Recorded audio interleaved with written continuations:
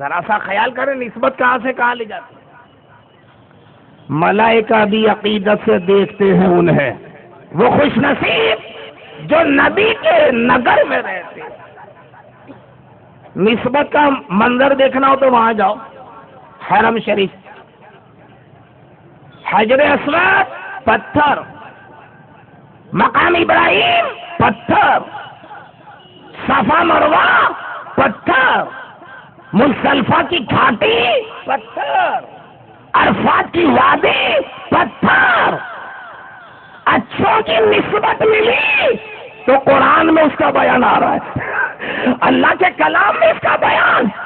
جن پہاڑیوں کو بی بی ہاجرہ کے قدم کی نسبت مل گئی، اللہ فرما رہا ہے ان الصفا والمروہ من شعائر اللہ. صفا مروہ اللہ کی نشانیوں میں سے ایک نشانی. بولو نسبت کہاں سے کہاں لے جا رہی. فاروق اعظم جب طواف کرتے ہوئے حجر اسود کے سامنے پہنچے تو کہتے ہیں اے حجر اسود، میں تجھے اس لیے نہیں چومتا کہ تو جنت سے آیا ہے، میں تجھے اس لیے بوسہ نہیں دیتا کہ آدم علیہ السلام تجھے لائے ہیں، حالانکہ تیرا جنت سے آنا بھی مبارک ہے اور آدم جیسے نبی کا لانا بھی مبارک ہے. اس کے لیے بھی ہم تجھے چوم سکتے ہیں، مگر آج میں تجھے چوم رہا ہوں اس کی یہ وجہ نہیں ہے. وجہ صرف یہ ہے کہ آج میں تجھے اس لیے بوسہ دے رہا ہوں کہ میرے محبوب نے تجھے بوسے دیے ہیں، میرے رسول نے تجھے بوسے دیے ہیں. تو جس پتھر کو نبی کے لب لگ جائے اور لگ کر ہٹ بھی جائے اسے قیامت تک حاجی بوسہ دے. یہاں جو شرک کہہ رہے وہاں دوڑ رہے، یہاں جو منع کر رہے وہ بھی حجر اسود سے چومنے کے لیے دوڑ رہے ہیں. تو جہاں لب لگے اور لگ کر ہٹ بھی گئے، جب اسے چوما جا سکتا ہے تو جہاں صرف نبی کے لب ہی نہیں ہے نبی کا سب ہے، اس مزار کی سنہری جالیوں کو کیوں چوما نہیں جا سکتا. نسبت کا منظر دیکھنا ہو مکہ جاؤ. مقام ابراہیم واتخذوا من مقام ابراہیم مصلی، مقام ابراہیم پر نماز پڑھو.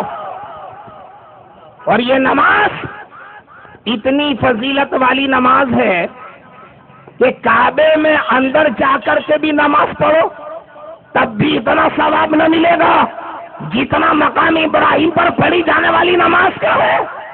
کیا مطلب؟ اللہ کہتا ہے نادانو، تم کہیں بھی سجدہ کرو گے میں قبول کروں گا.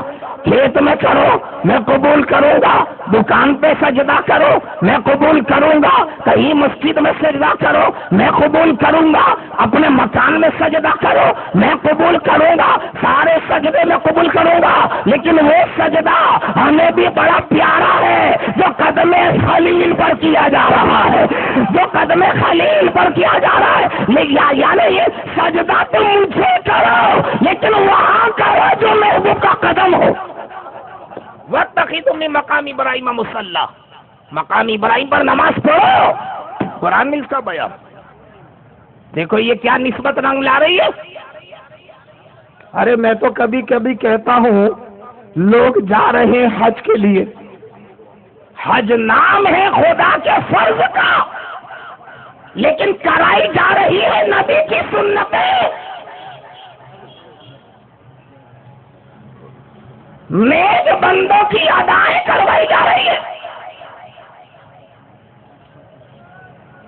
حاجیوں سے پوچھو کہ کعبے کا طواف تم نے کیوں کیا؟ کہا آقا نے کیا اس لیے کیا. صفا مروہ پہ دوڑ کیوں لگائی؟ بی بی ہاجرہ نے لگائی اس لیے لگائی. مقام ابراہیم بلند کیوں؟ کہا قدم خلیل ہے.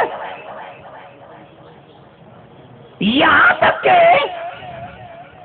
عرفات سے نکلنے والا حاجی جب نکلتا ہے تو سورج ڈوب جاتا ہے، مغرب کا وقت ہو جاتا ہے، لیکن حکم کیا ہوتا ہے کہ مغرب چھوڑ دو. عرفات میں مغرب نہیں پڑھنی ہے. ارے سورج ڈوب گیا.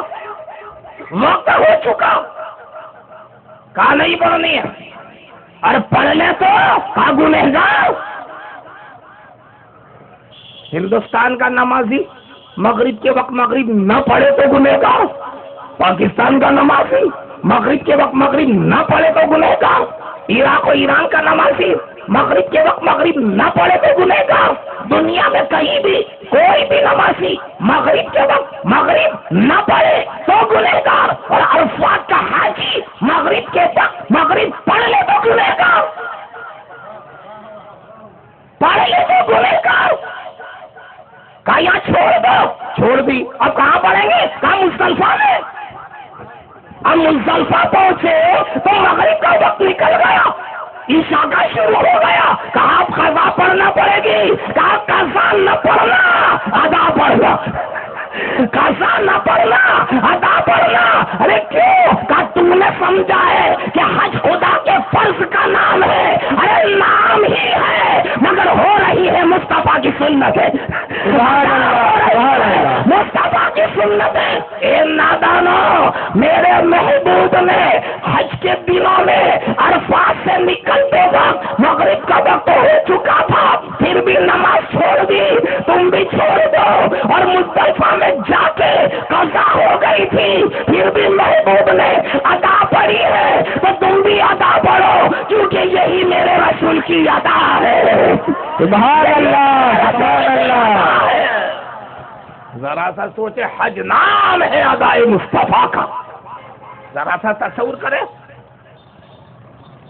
تو یہ نسبت کام کر رہی ہے، اچھی نسبت ملی تو حجر اسود کو بوسہ دیا جا رہا ہے، صفا مروہ پہ دوڑ لگائی جا رہی، مقام ابراہیم پہ نماز پڑھی جا رہی ہے، یہ اچھی نسبت۔ لیکن ہاں ایک اداہرن وہاں بری نسبت کا بھی ملے گا۔ ایک شیطان کی نسبت مل گئی مینا میں تو آج تک پتھر کھا رہا ہے، اچھی نسبت حجر اسود کو ملی تو چوما جا رہا ہے۔ اور مینا میں جو 3 شیطان، لوگ کہتے ہیں شیطان ہے، لوگ کیا سمجھتے ہیں یہ شیطان کھڑے ہیں، حالانکہ وہ شیطان ہے ہی نہیں، اور شیطان اتنا بے وقوف بھی نہیں ہے کہ تمہاری کنکریاں کھانے کے لیے اسپیشل 10ویں کو آ کے کھڑا ہو جائے گا، وہ تو کب کا نکل گیا۔ لیکن دوستو، جب وہ آیا تھا ابراہیم علیہ السلام اور اسماعیل علیہ السلام کو گمراہ کرنے کے لیے، تو دونوں باپ بیٹا نے اس کو کنکریاں مار کر بھگایا، 3 بار آیا، تینوں مرتبہ کنکریاں مار کر بھگایا۔ اب وہ تو چلا گیا، لیکن جہاں جہاں وہ آ کے کھڑا تھا وہاں اس ایریے کو کور کر لیا، اور آقا فرماتے اب اسے مارو، اب اسے کنکریاں مارو۔ میں نے پوچھا یا رسول اللہ، اس زمین کے ٹکڑے نے کون سا گناہ کیا ہے؟